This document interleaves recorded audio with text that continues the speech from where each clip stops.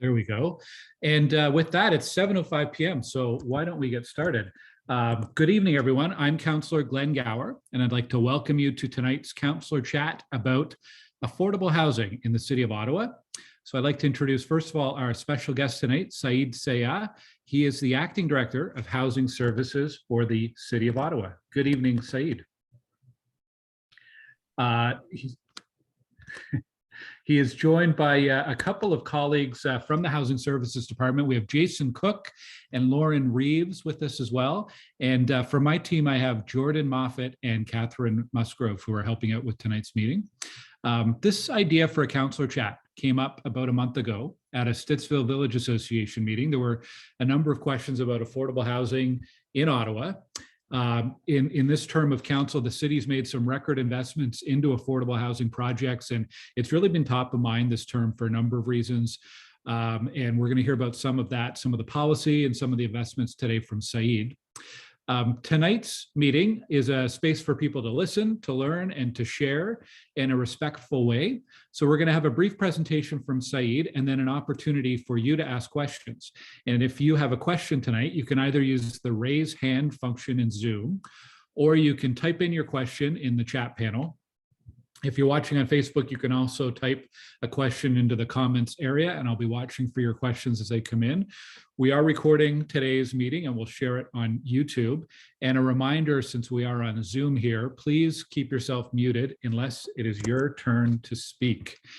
And with that, welcome, Saide. I wanted to start off by asking you, you're the Acting Director of Housing Services. What has your professional career path be? How did you end up in the position that you're in today?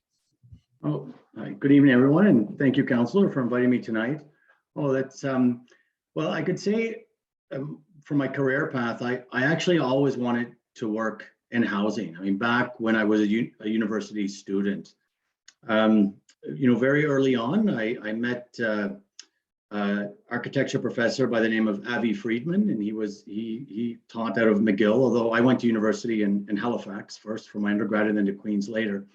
But he was the he designed and created what's called the Grow Home and the Adaptable Home, and he was a big proponent of affordable housing, adaptable housing, more innovative housing solutions. Also I come from I'm a second generation immigrant in the country. So I was born here and I spent a lot of time overseas. So I was always interested in development as well, and how can we build better communities? And I always thought, if we, how best to tackle these questions than in our own backyards, like right here in the City of Ottawa. So as I went through my education, I always, really focused on affordable housing through my undergraduate degrees. And then when I did my master's in urban planning, and coming to the City of Ottawa, it wasn't long before I made my way to the Housing Services branch, and I've been here within Housing Services for about 12 years now.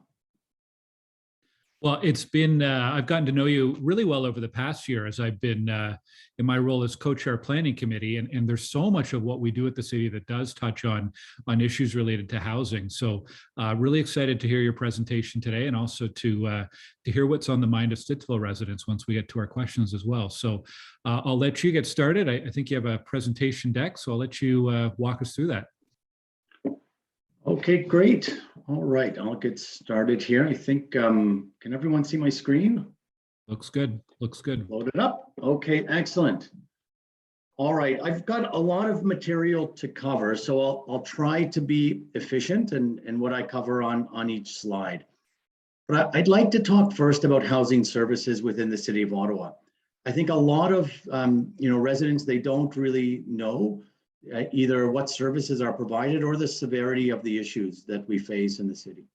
So within housing services itself, we have four main areas or branches, we could call them. One is our emergency shelters branch. The City of Ottawa owns and operates a family shelter on Carling Avenue. We have capacity there for about 45 or so families. We also manage the emergency response for homelessness for men, women, youth, and families, what we call off-site. And we reach out to vulnerable residents in rooming houses and other alternative types of dwellings within the city. So that's our emergency shelters branch. Then we have our homelessness and residential services branch. And this is where we provide a lot of outreach services to people who are living on the street. We also work with what we call domiciliary hostel providers or residential service providers. So these are either private sector providers or not-for-profit providers that give people affordable housing and some assistance with daily living. And then we've, of course, we deliver a lot of services to the homelessness sector as well. And we fund and have a number of operating agreements with the not-for-profit and charitable housing sectors, which I will talk about later in the presentation. What we're probably mostly known for is community housing or social housing. And this is, housing when you think of Ottawa Community Housing, Nepean Housing Corporation, Gloucester Housing, perhaps co-ops that you might be aware of. And, within the community housing portfolio, we are what's known as being the provincial service manager for over 56 housing providers, totaling over 22,500 units of social housing in the City of Ottawa. Within this portfolio, you might have heard about the waiting list, which is at about 12,000 households, and it has wait times anywhere from 2 to 10 years, depending on what type of housing you're looking for and what kind of priority you have. We also administer housing benefits and rent supplement programs to residents as well. And then I guess the more recent part, and I say recent, but it's since amalgamation, is the affordable housing development branch. Lauren is the manager of that branch currently. And this branch, we're responsible for facilitating the development of new affordable housing, new supportive housing for more vulnerable and residents with more complex needs. We work on developing partnerships with the sector and on creating a pipeline of affordable housing. And I'm realizing that I'm talking too much already on this first slide, so I will try to move things along so we could get to questions. But when we talk about housing and homelessness, we have a very I don't want to say simple plan, but it's a plan that's based on 3 pillars. And the first pillar in our 10-year housing and homelessness plan is that everyone has a home. So we want to pursue different housing options through construction, purchase of existing buildings, redevelopment, and the provision of housing subsidies. And we also want to make sure that our social housing stock is in a good state of repair and that it's well managed. We want to make sure that people get the support that they need. Often the reason that people can't find suitable housing is because it's economic factors. They just don't earn enough money or they've hit hard times. But sometimes it is, a mental health or addiction or some other reason where they need some type of support. It could be medical support or other types of supports with assisted living, for example. Then we have quite a big sector. I think you might see that, throughout the presentation. There's a lot of agencies that we work with in the city, and it's quite remarkable, but at the same time, there's a lot to manage and a lot to coordinate. So we want to make sure that we're all working well together and delivering these services efficiently. So this is an idea of how we envision our services working, right? When you enter the homelessness or the housing and homelessness sector, the easiest way is through diversion. We can help you find housing. Maybe you have housing already with family and friends, or we can provide you with housing through a housing benefit or through the wait list or something along those lines. But if you need shelter or other supports, we want to make sure that we have options available to you. And normally I could spend a lot of time on this slide. You might be able to see it, maybe not. We've got addiction services, financial assistance, employment services, legal services, a lot of services that we can connect residents to help them stabilize and stabilize their lives, not just their housing situation. So you'll see a lot of what we do starts with housing, but it does involve other areas and other situations. This slide gives you an example of the partners that we work with. And this is just a very small excerpt of partners. But some of the more recent ones are, the projects that we've had. Ottawa Community Housing, by far the largest partner. Multi-Faith Housing Initiative, it's a fairly new partner. And I'll show you one of their projects later in the presentation. Cornerstone Housing for Women, Habitat for Humanity. You may be familiar with some of these. I won't go through them all, but this just gives you an idea that, we work, I mentioned 56 housing providers. I think at one point, one of our staff counted over 200 partners that we work with in the city. So let's talk about the pandemic and the state of homelessness. And, I think these first really basic stats highlight the severity of homelessness in the city that maybe a lot of you are not aware of. So on any given night, Ottawa's homeless population consists of 60 or more youth, 700 to 800 homeless men living in shelters or on the street, 70 to 100 homeless women, and for the last 6 or 7 years, 300 to 400 homeless families within the city. It's, we could, if you have questions, I could talk about how these statistics have evolved over the last 2 decades. But I would say that the severity of homelessness is not going away, and it's not from lack of trying to provide housing. I think as cities grow, not just Ottawa, but all cities, the real estate market becomes more competitive. People gravitate to cities for many reasons, often economic opportunities, but it does put pressure on the system. And then when the pandemic hit, a lot of our shelters were quite, I would say, crammed, as they were. We couldn't follow physical distancing protocols and things like that. So for example, in the men's shelter, a lot of the men would have to sleep on mats on the floor, for example. In the family shelters, whether it was a city shelter with community agencies, some of them might have had shared washrooms or shared kitchen facilities and things like that. So we had to spread people out. So the city, since April of 2020, we opened 4 respite centers, served over 50,000 clients. And this goes beyond the homeless clients. I diverged here a little bit, and where we had, just within the respite centers alone, an average of 2,500 visits a month, people just stopping in for food or other supports. But to address the homelessness population, 5 physical distancing centers were open. And this is where we took facilities like Tom Brown Arena, Bernard Grand Metre. We leased the hostel on Nicholas Street. It was a former jail. And we opened these up as temporary accommodations so we could have more space for the homeless population who physically distant. So we've really had expanded operations over the last 2 years, and we continue to try to address this homelessness crisis. But I'm not going to, I started with homelessness. I'll talk a little bit more about that, but I want to just get into community housing now for a little bit. So with respect to community housing, I did talk about the portfolio being over 22,000 units. Of that, we have 16,500 of those units are what we call rent geared to income units. That means that low-income tenants qualify to live within those apartments or homes, townhomes, and the rent is adjusted according to their income. It's a very stable type of housing. However, we haven't built any new RGI housing since the late 1990s. But we have a lot of turnover in RGI housing. So even though we've got a large wait list, last year we housed over 1,500 families into social housing. As families move out, we can move families back in. We also invested close to, just over $14 million in renovations into community housing portfolio as well to make sure it's stays in a good state of repair. And a lot of these renovations, we try to ensure that they benefit the residents, but they also have other outcomes such as improving energy efficiency, the life cycle, and long-term maintenance costs. We do create what we call new housing subsidies. So even though much of my presentation is going to be about building new housing, Council has agreed to focus on creating what we call portable housing benefits and expanding our rent supplement portfolio so that we could take advantage of existing housing, but also give residents choice.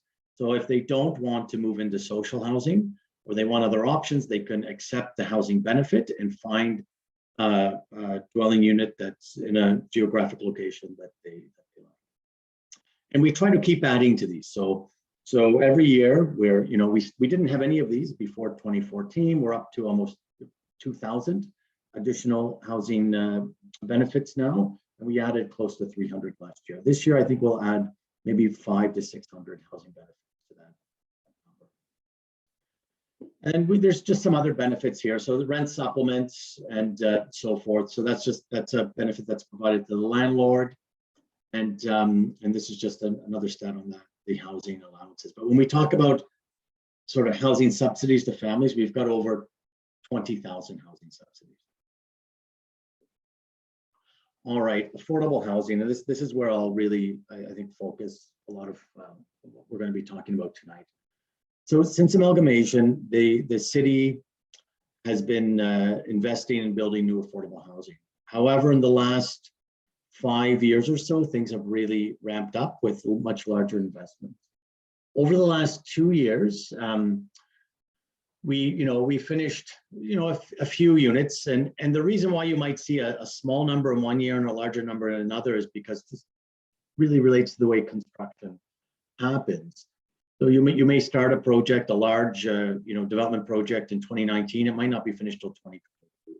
So in 2020, we only 8 units were finished. It was a short year, but we had well over 1,000 units in progress or under development. There was a lot underway. In 2021, 140 units were completed. With respect to supportive housing, and I'll spend a little bit of time showing you some examples of supportive housing.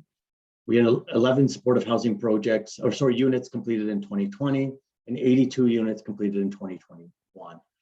Right now, because we've been able to take advantage of some of the pandemic-related funding, not just operating, but some capital funding, we have 228 supportive housing units under development or actively under construction in the city right now. And this is really important because this is going to help us move people from shelters and into permanent housing. And I'll have some maps just to show you how that is working. And these bullets here just show you some of the investments that we received. So one of the biggest changes to the way the city can make investments now is it was just last year, Council approved its first long-range financial plan for affordable housing. And this secures an annual budget of $50 million into new affordable housing projects. And what this allows us to do is to leverage other resources. So we can leverage other provincial and federal resources. So these bullets give you an idea of what we receive from federal and provincial governments. Some of these numbers are a little bit higher than normal because it was during the pandemic. So you can see in 2020, over 30 million under what's called the Rapid Housing Initiative. And then we had about 14 million here from the province. And in 2021, we see some large numbers here as well. So this allowed us to kickstart and move quickly on a number of new developments. Okay, but despite having these injections and all the good planning that went into this long-range financial plan that we set up in 2020, we're hit with a lot of complicating factors. Some of them are just intrinsic to the real estate market and the nature of cities. Others are, directly related to the pandemic. So the first is we do have an aging community housing stock. A lot is being invested into that housing stock, but we need to make sure it stays in a good state of repair going forward. So we continuously make investments, and we have contributions from federal and provincial governments to assist. We have an emerging and more complex homeless sector. Some of you might be familiar with the fentanyl crisis, the opioid crisis. We're finding that the homeless population in Ottawa and in many of our more central and urban communities, their needs are becoming more complex.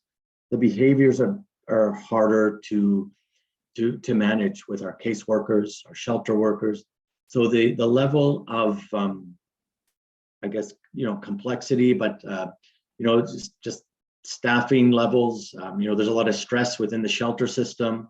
It's hard to find caseworkers and just set up organizations for success so they could deal with some of the problems that come within this sector. So we're trying hard to address that. Opposition to new affordable and supportive housing. We do get a lot of opposition to affordable housing. I think sometimes once in a while projects go through smoothly, but often we're faced with a lot of NIMBY. And I think and again, I'll have some examples here. Once the projects are built, I think most communities find that they didn't really have anything to worry about. But there's a lot of fear when a development is being planned for a neighborhood. But what's been made worse by the pandemic is that we're seeing increasing rents. The rents have been increasing faster than inflation prior to the pandemic, faster than incomes have been increasing. So rents and house prices both. And we continue to see a loss of private market housing. But what the pandemic's done is it's kind of amplified the demand for many housing types, despite the fact that a lot of migration between cities has slowed down. We see increasing construction costs, big inflationary pressures, especially from supply chain shortages. So it's becoming, during this sort of fixed period of time, it's very expensive. And the future is very uncertain. We don't know where prices will land. We don't know how expensive it is going to build. But we're still, we're still moving some of these projects ahead and trying to deal with that.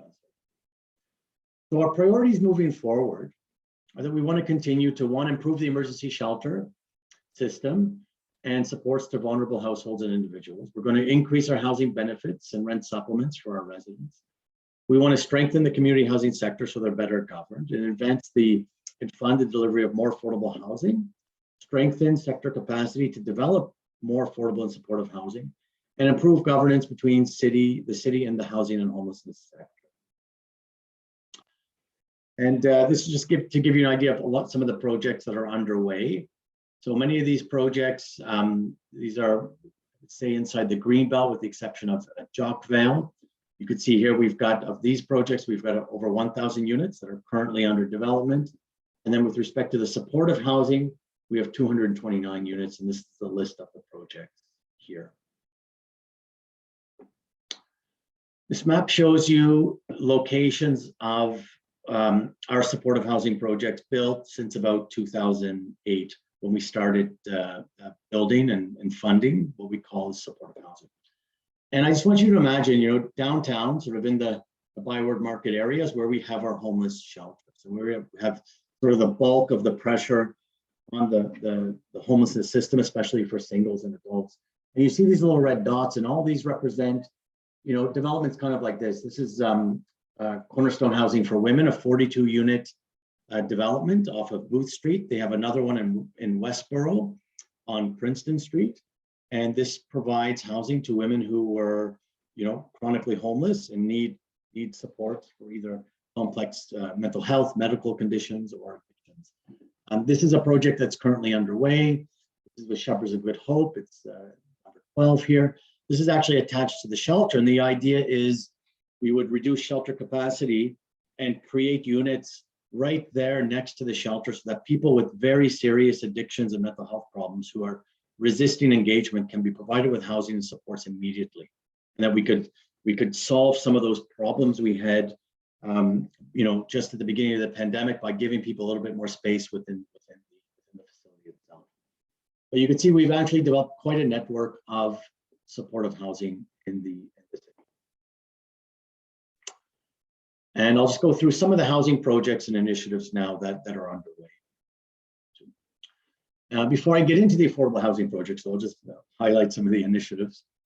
The first is the city has an ability to provide grants. The IAH, that's an acronym for a program, but it's not really important for the discussion. But the idea is that grants can be provided in certain circumstances to either not-for-profit or private sector partners for housing purposes. And when we talk about the 15 million or this other funding from the provincial governments, under the Municipal Act, we're allowed to provide those grants directly to those agencies. We have a municipal capital facilities bylaw, which allows us to give some other incentives. We can use this for property tax exemptions, for example, for Ottawa community housing. And we can use it in order to allow us to legally give grants to the private sector. Section 37 is a tool under the Planning Act. So when a developer comes in and asks for more height and density, the city can share in the projected value of the land because they're getting that additional height. And those funds could be used to deliver more affordable housing, but they could also be used for other community benefits as well, such as local improvements to a park or or community art or something. We have something called the Affordable Housing Land and Funding Policy in the city. And what this means is that whenever the city declares land surplus, if it's not needed for a direct city purpose like a fire station or paramedic post or library, we can use that land for housing, and we do that. Then there's the official plan policies and the zoning bylaw, which encourage affordable housing, and in particular now with the new official plan and inclusionary zoning. We've, previously we introduced provisions to allow secondary suites. We're in the process of creating a community improvement plan, and what this is, it offers tax incremental financing or tax incremental grants for any developer who wants to provide affordable housing, helps offset their costs for the affordable. I'll talk about inclusionary zoning in another slide, and then we could reduce development charges as well. This is Action Ottawa. This is just an example of how one of our grant programs could work. So in some cases we could provide substantial grants, $120,000 or more per unit, maybe 150 or 180,000 under the pandemic conditions, up to 75% of the project cost. And when we get to numbers that high, it's normally for the not-for-profit or the sector. Higher amounts are, I just said that. Higher amounts are for not-for-profits and more complex housing. And then we offer relief from development charges and grants in lieu of building permit fees and things like that. And again, we don't do this in a vacuum. We work very closely with the provincial and federal governments, mainly the Ministry of Municipal Affairs and Housing and CMHC. We also do have a energy efficiency and sustainability lens on our housing. We don't require that projects be LEED certified or Passive House certified, but we do require that they exceed building code requirements. And often we fund projects that exceed and are really exemplary projects when it comes to energy efficiency. So to give you an idea of how these incentives work, and the numbers here are a little bit dated, but for example, if a private developer or anybody were building a unit and their monthly rent, in the market, if they were to build the unit, obtain financing, manage their all their sort of annual expenses, they might have to charge $17.75 a month to break even and have a little bit of profit. So when we start offering these things like grants, land, property tax reductions, it starts to reduce the rent slowly, right? And this is the way we work backwards. There's a lot of work that goes in the performer. This is a very simplification, but when we provide these incentives, it helps us bring the rent down from maybe, in this example, $17.75 to about $900 a month per household. We have something called the Ontario Renovates program as well. This program, it's also offered through the Affordable Housing Branch, and this provides financial assistance to low-income homeowners and renters who need modifications to their units for accessibility-related purposes. So, for example, a bathroom might have to be renovated to be wheelchair accessible, have a walk-in shower, perhaps a stair lift needs to be added. We do have funding to assist, although you'd have to qualify in terms of income and your appraised house value, assessed house value. Sorry. Some of this funding goes towards renovating group homes and providing accessible modifications in community housing as well. Inclusionary zoning. This is a study that's currently underway. It's just being launched, and the background studies would soon be released. The idea here from inclusionary zoning is, the permission comes from the province, and it allows the city and what we call major transit station areas, these green areas on the map, to require developers to provide affordable housing. So we're actively undertaking these studies with the planning department and looking to see what is a reasonable expectation from the private sector. And, it could be 5, 10, 15, or 20% of units would have to be affordable to a specific rate. And inclusionary zoning could apply to both ownership units and rental. Now to show you some examples of some of the developments that are underway and some that have been completed to give you an idea of what's happening on the ground. The City of Ottawa and OCH, in this case, we're probably the largest supplier of affordable housing. This is a parcel of land. The north part was purchased by the City of Ottawa. The southern portion here was purchased by OCH. We're looking at quite an aggressive development happening on this site. It's called Gladstone Village, and we're looking, anywhere from 1,000 to 1,500 units with office space and mixed, other mixed uses, a park, and lots of community amenities here. It's at the juncture also of two LRT stations, which is a very, very strategic spot. Rochester Heights, which is literally down the street on Gladstone, this is under construction. Phase 1, phase 2 is going through planning approvals right now. And again, this is all with Ottawa Community Housing. Rochester Heights was an older social housing community, probably 1.5-story townhomes built in the 50s and 60s. It's been demolished and currently being redeveloped. This is a project that's in Barrhaven, and I didn't choose the name. It's called The Haven. And this is with Multi-Faith Housing Initiative. Multi-Faith Housing Initiative is a partnership of about 60 different faith-based groups in the city. And they started off very small in about 2006 with 4 units. And now they've become a substantial housing provider. And this is a piece of land that was provided through an RFP, through a competition, to both the private sector and the not-for-profit sector to deliver affordable housing. MHI was the winning proponent in this particular case. And I really like this project because it shows what contemporary affordable housing can look like. So the site, it's along the Longfields Transitway, and the proposal really was centralized around this pedestrian access that links the community down to the multi-use pathway and the transit station. And this was a rendering of what they said it would look like. And this is, and now you'll see, I'll show you some photos, and it looks exactly like the rendering. And this is a really neat development. It's about 100 units. We've got 31 bedroom units, 38 2-bedroom units, 26 3-bedrooms, and 4 4-bedroom units. And they've got a lot of partnerships. Live, Work, Play, they provide support services to persons with developmental disabilities. There's a Catholic Center for Immigrants, OMRA, another immigration organization, and this City of Ottawa Housing Registry, of course, to help place tenants. This is what it looks like. And what's interesting is when this was built, the councillor's office was getting calls from residents asking how people could buy units or move into the development in the community. So we like to, this is the city and the affordable housing sector.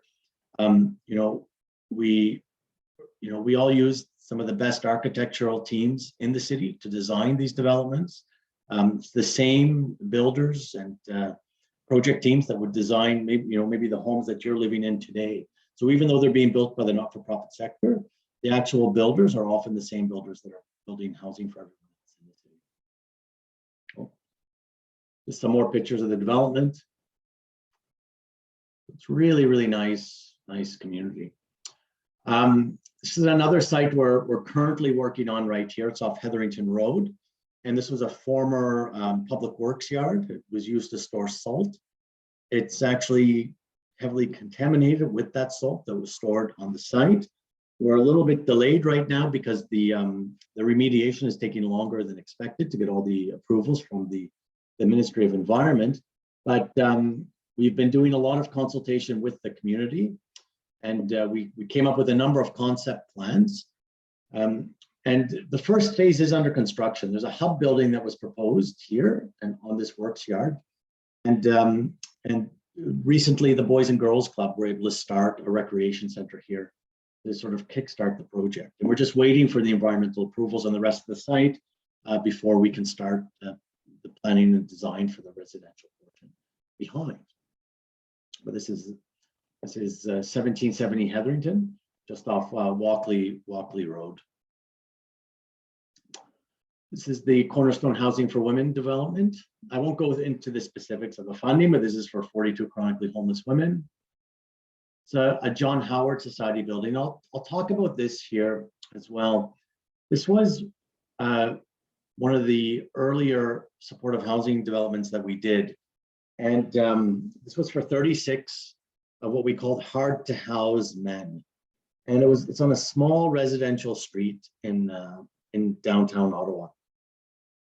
When we had our community consultations, a lot of residents showed up and they were very opposed to this project. And then about 4 years later, we had another project on Carruthers with John Howard.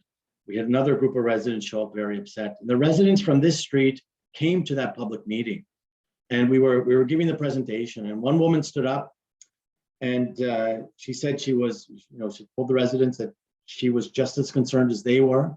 And I remember thinking, oh my gosh, she's going to tell them we're all liars and the project ruined their lives, right? And we're going to get beat up in this public meeting.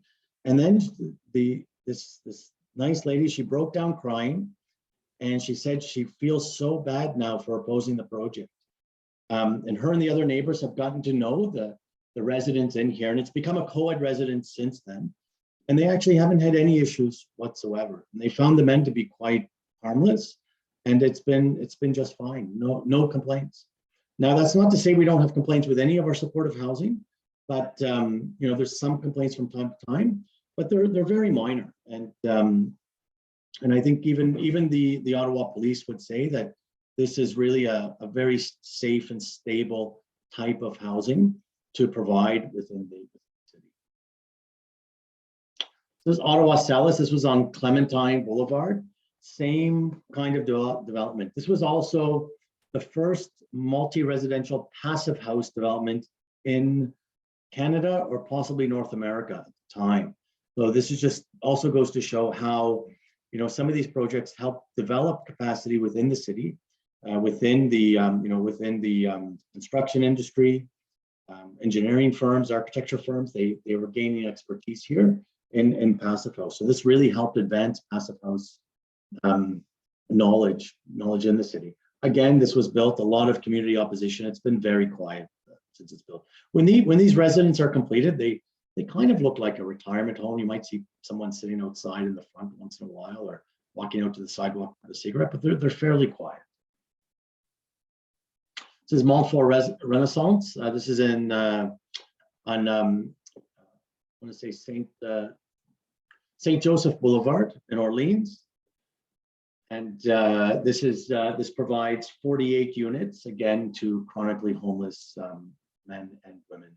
It also has a social enterprise on the ground floor called the Gourmet Express, which provides catering and food services. So the other Cornerstone for Housing project that I had mentioned, this is the one in Westboro, where we worked with Cornerstone to acquire a convent that was sold, and it was renovated into new supportive housing units. And this is a King's Daughter and Sons project. I should have a better picture. This is a rendering, but this project is now complete. This was the addition to a seniors building just south of Chinatown on Cambridge Street. So again, this is another development that's fully occupied now. And this is a small infill with Ottawa Community Housing off of Carleen Avenue near the Coliseum movie theater, if any of you are familiar with that area. And this is a really nice little building. And, we learned a lot over the years building affordable housing. And one thing I'd say about this with OCH, we were able to develop a lot of building standards that are kind of unique to their housing portfolio now, especially the new housing portfolio. The floors in this building are polished concrete, and there's in-floor heating. And some people might say, oh, well, that's a little rich for affordable or community housing.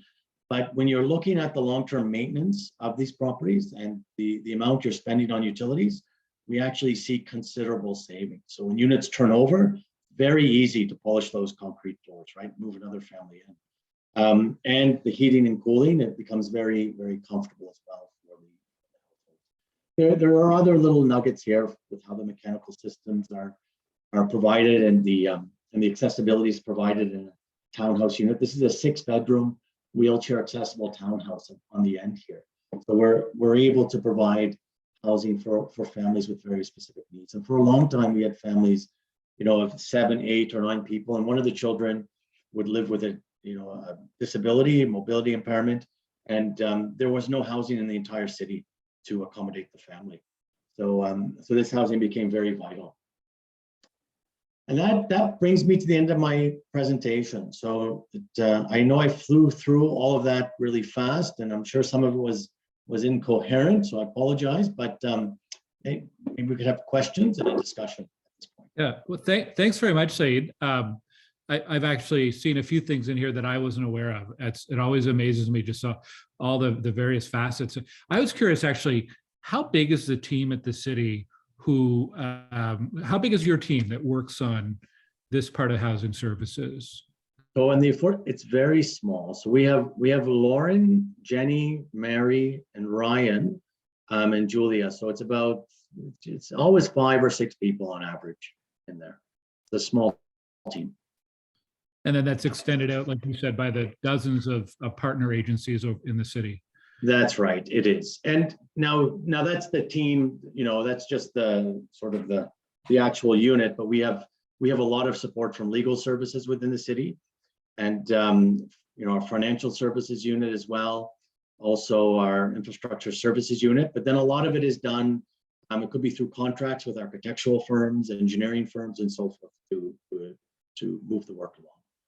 Okay, well, there are some questions coming in, so I'll jump right to it. First of all, was just a technical question. One of the earlier slides had a stat that showed the number of homeless youth and men and women and families. And the question for Matthew was, in those counts, are they mutually exclusive? Like in the family number, are you counting some of those youth that were also listed in the slide? I don't know if we can go back to that earlier slide. It might be. Yeah, those are exclusive, those numbers. So we publish our stats annually. We also make all of our stats available online. So you could see if there's a lag of about maybe a week or two, but you could go online on our open data portal and you could look at the homelessness numbers, inquiries, or what those look like. But these are all independent of each other. So these would be youth without, they're not attached to a household, so they're without parents. These men, they're not attached to the household. The families, you can multiply this by 3, right, for individuals. It's a much higher number if we took the individual count. But this is typically how we separate our statistics, just because it's also how we provide services to these. Okay, thank you. Another question, what is defined as affordable housing? Who qualifies? And is all affordable housing apartments? Okay. We were debating whether to put that slide in here or not. So we do have another slide that talks about what is affordable housing. And there are a number of definitions. I mean, you might have heard that affordable housing is 30% of a household income. But I'm sure if we took all the incomes of people here, that's going to give us a lot of variation, right, of what is affordable. So we can use that. But we often use average market rents as determined by CMHC. We may use average house prices for the City of Ottawa, median house prices. Sometimes we'll use a percentage of the average market rent. We're trying to be a little bit more sophisticated in how we develop definitions. We're looking at using a combination of the average market rents and looking at renter household income profile. So we could see, what's affordable. The challenge is that, a 1-bedroom unit, we could say a 1-bedroom unit rents for $1,200 a month, for argument's sake. Well, $1,200 a month might be affordable to a lower income family, but to a single person, that could be too expensive. So it gets challenging coming up with one definition that meets everyone's needs. And also the federal government, provincial government, and they come out with different programs depending on different definitions depending on the program. So there's no easy answer to that, but it's below market. Say that to be safe. I find some of the definitions and even the vocabulary is one of the most confusing things when we're talking about policy and city initiatives. And there's one that comes up a lot, and I just wonder if you could explain. We often hear the term deeply affordable when we're talking about affordable housing. Can you quickly define what that means? Yes. So I think what people mean when they talk about deeply affordable is the rent geared to income. Now, rent geared to income, these are programs that were developed in the 60s, 70s, and 80s.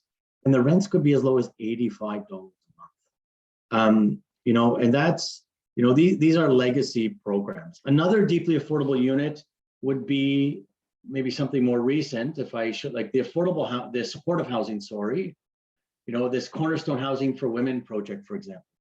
The rents here would match what somebody is receiving under either Ontario Works or Ontario Disability Support. So they're studio units, and they might pay $500 a month for rent or $400 a month for rent. So that would be the deeply affordable. It's a very low rent. Okay, thank you. Hope that answers your question. Another question, so I'll read it out. With respect to affordable housing in the city's currently surplus inventory, will any of it be made available to others through RFP or other processes? Yes, so we did, council approved a report, it's a long title, Interdepartmental Task Force for Affordable Housing near the LRT. We identified a number of sites. We're working on another report to update that in the next term of council to identify more sites along phases 2 and 3 of the LRT, and also along the BRT and other sites too, to be honest with you, not just those sites. So we're looking to do that. And we do get a lot of interest and pressure from the private sector to release these sites. However, we try to keep in mind good value for money as well. And we could release sites and have affordability for the short term. Often, though, we do try to find affordability for the longer term. And so we're having meetings. We continue to meet with the private sector to see if we can come to some agreement for how this could work, and find a compromise, I guess, or what could happen. But we're trying to advance a lot of these sites, and we can't develop them all through the not-for-profit sector. So we will have to involve the private sector very soon. So I know there's a lot of interest from various people in the West End and some organized groups who would like to start looking into pursuing ways that they can help get affordable housing built in Stittsville or Canada in the West End. I mean, looking at the map, there aren't as many homes and apartments that would be considered affordable in the West End, especially in Stittsville. Do you have any advice on, are there groups or resources that they could access just to help point them in the right direction?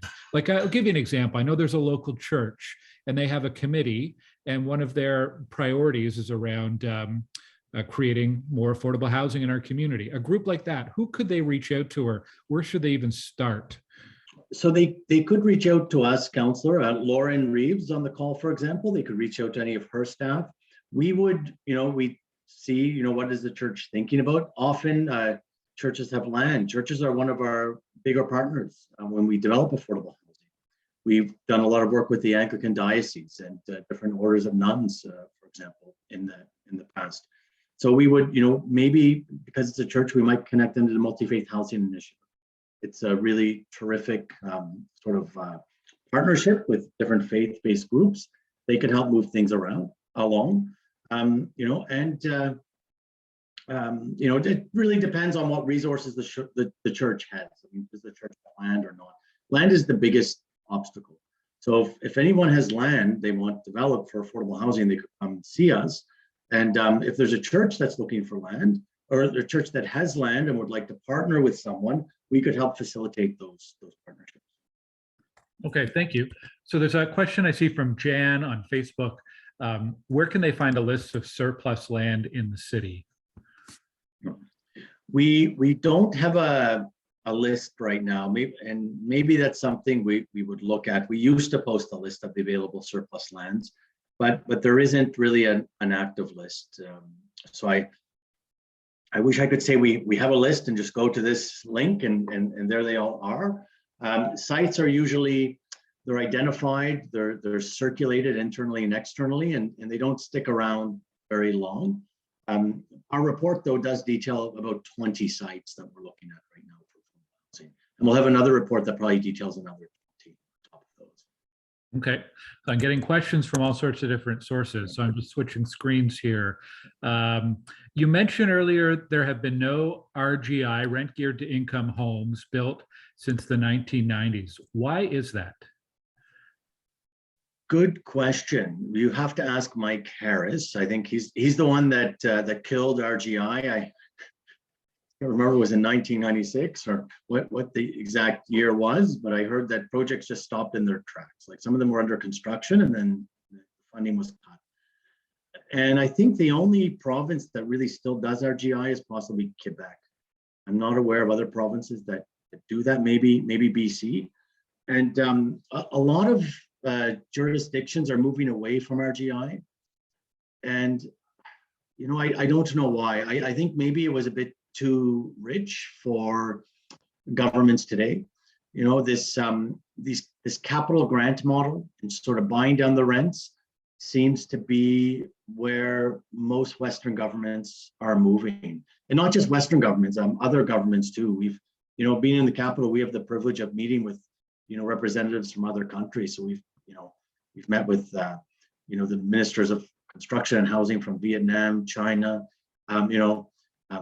Sweden, Norway, and they're all doing, you know, senior levels of government are working towards this. I think it's because it's a shorter time frame. Like the commitment is a short-term commitment. RGI is a long-term commitment. These are commitments made in the 60s, 70s. They're still going on today.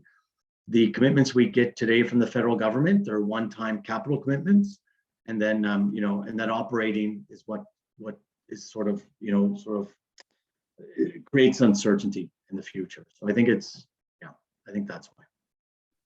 Okay. A question from Peter on our chat.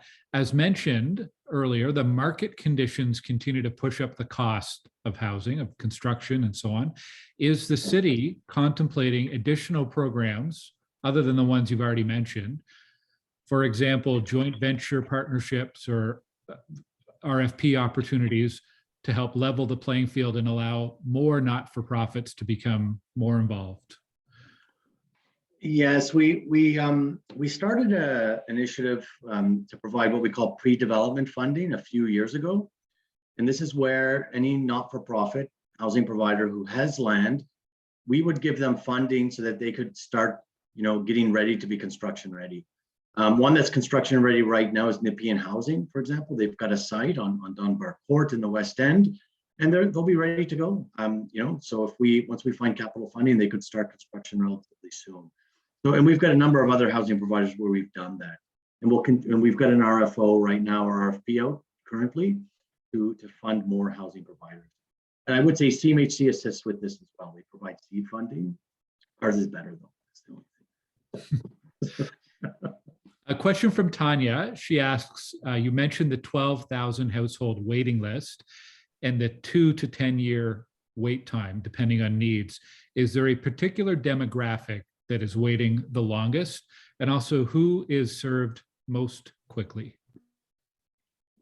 I'd say seniors are probably served most quickly off the centralized waiting list. We also have priorities. There are legislative priorities either from the province or through council. So we have a homelessness priority. So a lot of people who are homeless,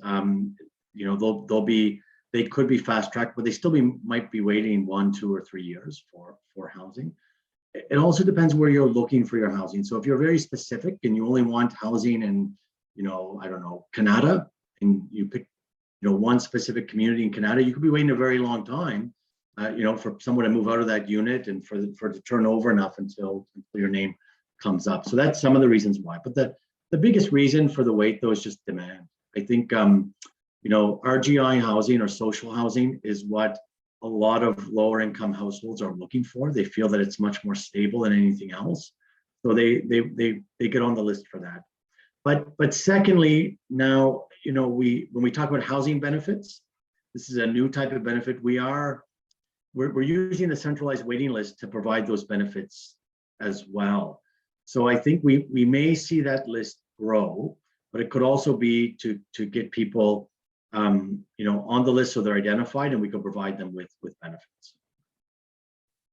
We had a couple questions about inclusionary zoning. Can you provide any update on when reports and studies will be published and any update on timeline for that?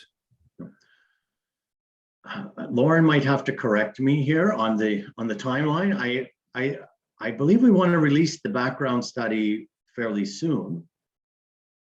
and it should be public, within the next month or so. Yes, yeah, and we're just putting together the web page. So probably within the next few weeks, you'll see a web page go live, and you'll be able to download that interesting report.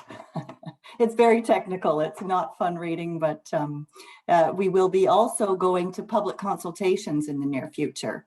So you'll be invited to provide your input on that and attend information sessions where we can give better explanations on what that very technical background report contains. But that report, Councillor, I think you did mention in the chat, that will be going to committee and council in June, just to give a little bit of background on the direction that staff intend to recommend for inclusionary zoning, and they'll be seeking council's,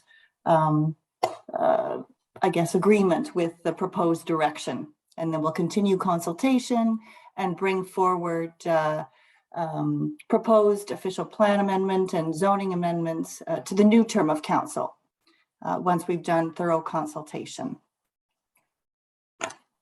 And councillors did get a briefing today if they wanted one. There are a couple of briefing opportunities with the process and some, inclusionary zoning one-on-one and some of the details based on the report. So really interesting topic, and I guess a complicated piece of policy and bylaw for the city. But one thing I'll just mention is we've actually seen more and more private builders come voluntarily and include an affordable housing component within their proposals. It's certainly not every development coming in, and it's certainly not the majority, but over the last year, anecdotally, it does seem like more and more, especially those that are downtown, are including at least some affordable housing, which is good to see. But this would be to make inclusionary zoning, so a minimum percentage in new builds, be mandatory to have a affordable component. So a pretty big piece of policy coming up this spring. I just want to check on our questions again. Okay, I think we've caught up on our Zoom chat questions. And I'm just looking on our Facebook questions where we're caught up as well. I have a couple, maybe just to finish this off, and a last chance for people to put up your hand or enter something into the chat. Saide, compared to where we were in the city, say 3 or 4 years ago, are you more optimistic now, less optimistic now? How are you feeling about the prospects for the city addressing some of the challenges we have around affordable housing? Oh, that's a good question. I'm very optimistic about the role that council and the city can take now moving forward. I think it's very exciting, and I think that council is very interested in trying to sort of set its own path or a new path to develop affordable housing, and to maybe play a role that cities in the past have been reluctant to play. And also I think we've got a lot of opportunity in front of us. There's a lot of land that's going to be available on the LRT. It's going to give us good access, in terms of transportation, access to employment and services and things like that. So there is a lot of low-hanging fruit. But I do see a lot of, I'll say, challenges as well. I think Ottawa, this is a good problem to have. It's a very nice city to live in, and a lot of people want to live here. I think 20 years ago, Ottawa was not on people's sort of mental maps. When people thought of leaving a small town, they thought of going to the GTA or going out west to Calgary or to British Columbia.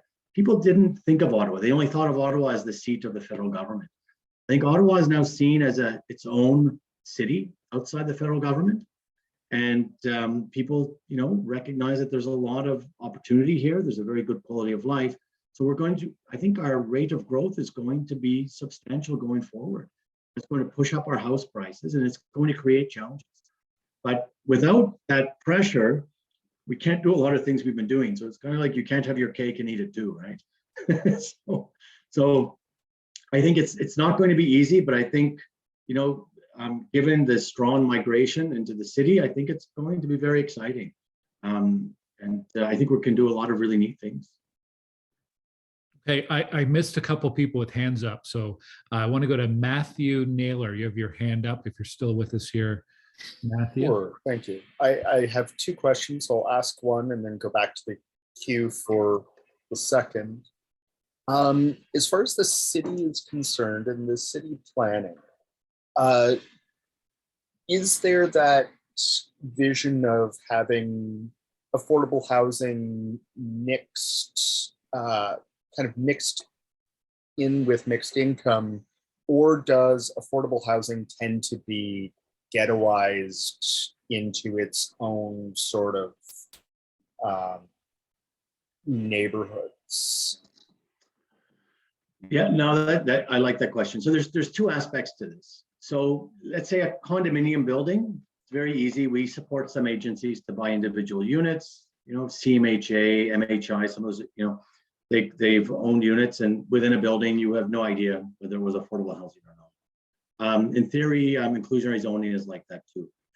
I think when it comes from a property management and governance perspective, it gets kind of complicated.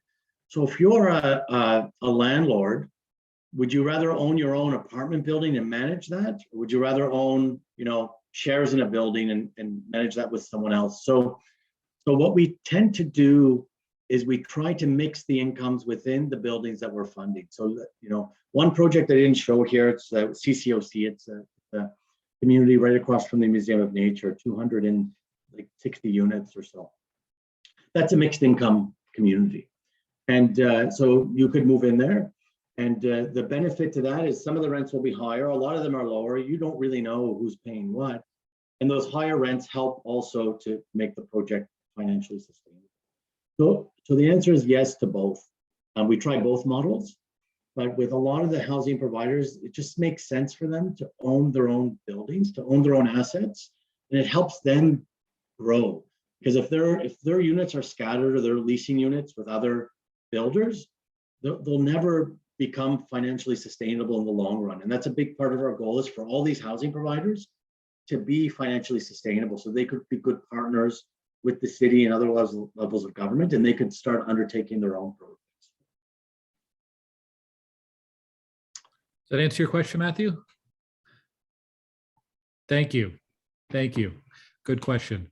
Phil Sweetnam, I saw your hand was up and you've typed something into the chat. So I can read your question in the chat. It's about inclusionary zoning. I guess it's just the mechanics of how inclusionary zoning might work. I think we may have to do a separate call on inclusionary zoning in a couple months, perhaps. But does the city work with private landowners to get 15 or 20% of the units to be affordable based on a percentage of the market rent? And does the city or landlord get to pick the tenant to occupy who will be living in the affordable housing units? Maybe just general comments, Said, on some of those mechanics of inclusionary housing. Yeah. I mean, in some cases, as the councillor mentioned, developers have voluntarily provided the affordable units. So when they've gone through the planning processes, in those cases, so we could send them tenants, but the landlords have they can interview the tenants and they could qualify them. So if any of you are landlords on the call, or if you apply to live in rental housing, you normally have to submit an application.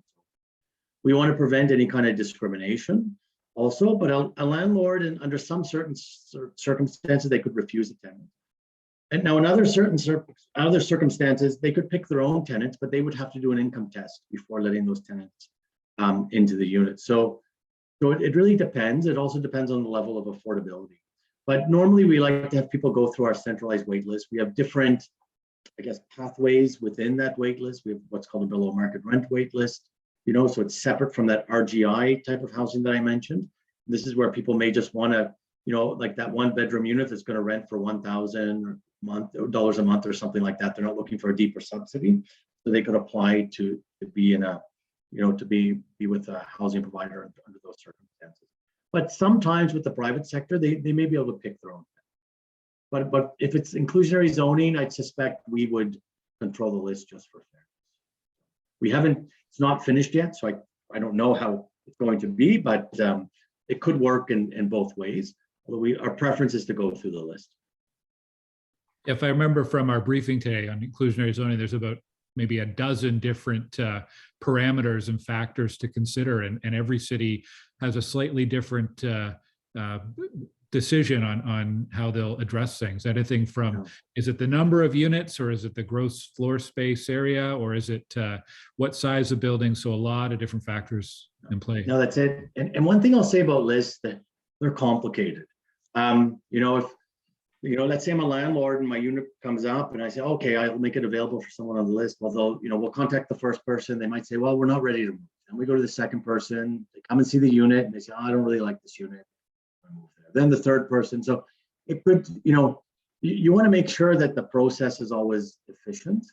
And sometimes lists can be very frustrating for landlords. So that's a balance that we want to be careful, because you don't want units sitting vacant and you don't want to create too much administration either. Matthew, do you have another question, or is that a legacy hand up? Yeah, I did have my second question, which is more Stittsville ward specific. There's clearly a lot of residential building going on. Is there pressure from your office, from the city, to ensure that there is affordable housing being built in the neighborhood, in our area?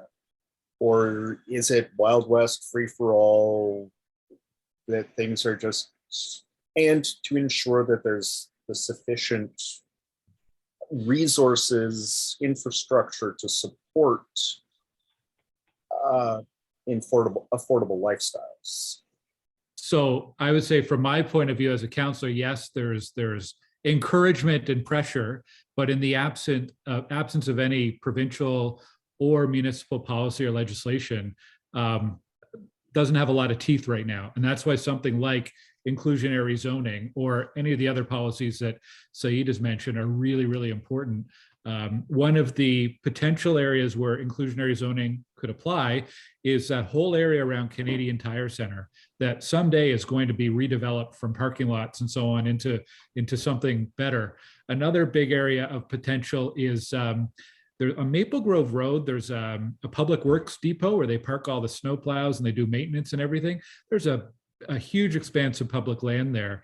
Looking ahead, 10 or 15 years, that's a major opportunity to do some housing development, and it would have to include affordable housing there. So definitely encouragement and pressure, but we really need more policy and legislation, both from the city and from the province as well, to really get some results from it. Any other questions, Matthew, for tonight? All right. Well, thank you. And Phil Sweetenham, your hand is up again. Phil, you have the last question, I believe, tonight. So over to you. Just a positive comment there to say it is really important that when people are in getting a subsidy under affordable housing, they should be mixed in with ordinary people, so that you don't know who the hell's getting the subsidy if they're your neighbor. I've had associates who've been involved in that, and some of the ones where it's all subsidized housing has been really tough. But when they're put in, and nobody knows whether you're a subsidized tenant or not, is really, people have a whole different outlook on your tenancy and stuff like that. So I think that's really an important goal to strive for, is to make sure people are included in a mix of other type of housing. People will be much happier and probably more longevity for the time that they need that assistance. Thank you. Thank you, Phil. Well, if I could just add to that, Councillor, yeah. I just wanted to say, that is where I think we can see a lot of really exciting change in the future, is that as our housing sector grows, I'm hoping we're going to see them start providing more just typical rental housing, right? So it's not everyone coming from a list to live in their buildings, because I think that, a lot of them offer really good housing. It's properly managed. And, OCH kind of did they've got one of their new buildings. They made some units available publicly, and they were snapped up really fast. So we know there's demand, especially when the market is so competitive right now. So I think, I see a future where we're building more housing, not as expensive as what's in the market, but just below the market. It could be for just lots of young professionals or people whose incomes just aren't so high, but they're a bit too high to qualify for these other subsidies. And we have mixed income buildings, right? And but it's provided by the not-for-profit or the community sector, not just private developers. I think with the hot housing market, we've got room for that. Yeah, and a need for affordable housing at all levels of affordable housing all over the place. I mean, think about new families, new people moving to Canada, thinking about single income households, thinking about older adults looking for someplace affordable to downsize to. Like there's all sorts of challenges now around affordability. So I think it's something we probably don't talk enough about in general in Stittsville, and but it's on the minds of a lot of people and more every day. I did see a hand go up, so you're in just before the buzzer. If you want to go ahead, okay. Hi, thank you, Glenn. Saide, I just have a question, and I'm not sure if you can answer this for me, and I'm not really quite sure if this has been answered. But in the 80s, and because I worked for a developer who was building, and they had a certain percentage at that time, if a developer rented to affordable housing, I'm assuming there was some sort of benefit to the developer. I don't know. I was extremely young at that time. Is there something like that the city offers to developers, just lending to what Phil said, so that when people are on this wait list for affordable housing, if they're brought in within the rest of the community, then they don't feel like they're, sticking out like a sore thumb, and can give themselves some great potential future opportunities by just being with everybody, right? Yeah, no, yeah. And what we do there is, in the councillor mentioned this, some developers, they provided the units voluntarily. Some of them, they've got special financing from CMHC, which brings the rents down a little bit.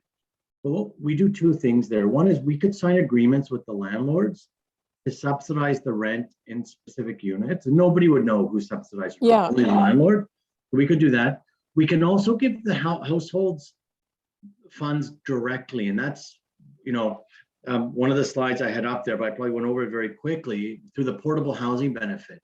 So that's something else we've been doing now for the last, I can't remember what year we started, but it's 2014, 2015. But we're also giving subsidies directly to households, so that they're getting the subsidy for housing, and then they can go and live wherever they want, right, with that subsidy, provided they could afford it with the subsidy, of course. And then the landlord may not even know they're in receipt of the subsidy. Okay. So we're trying to provide those different mechanisms to for the affordable housing, because we know, and we hear from some families too, especially in social housing, they're using a certain address, they're afraid they might be stigmatized if they apply for a job or something like that, if they know that they're from a certain community or in social housing. So we're aware of these things. That we can't prevent it all the time, but for sure we do that. I don't know what the program you're talking about from the 1980s. Like I said, when I worked for the developer, I was young, so I don't know I just knew, because I was when people were coming from that wait list to look at the units, I was in the rental office, so I would take them through the different units and that. So I knew some of the background, but I didn't know enough to understand the whole program. But I thought it was interesting, at that time. Yeah, I would say, I think the federal government could do more, right? They collect all our income tax information, and a lot of these things are they're transfer payments to households too, right? So well, yeah, because as soon as you start talking about an area or a street, like there's that stigma, like right away, right? So I think it's a better opportunity, like Phil said. Yeah, well, that's why we pay very close attention to architectural design, also branding. OCH is looking very closely at their branding now as well, so that especially their new developments they're not associated with the old OCH. And Okay, thank you. Okay, thanks for your question. And with that, I think we'll wrap it up there. I want to say a big thank you to Saide and your team for being with us this evening. Really appreciate the presentation and all of the answers to the questions. Thank you to all the residents who came out as well. It's great to see this level of interest in this topic. And I'd love to know what's on your mind or what questions you have about housing or planning or any of the other issues we deal with at the city. I'd be happy to set up more conversations like this on any topic relating to the city. I think our next councillor chat is going to be in April, and if we can, we're going to try to do it live and in person. So watch for some details there. Once again, thank you, Saide, and hope everybody has a great night. See you later. Thanks for arranging something on this important topic, Councillor. Good work. Thank you, Bill.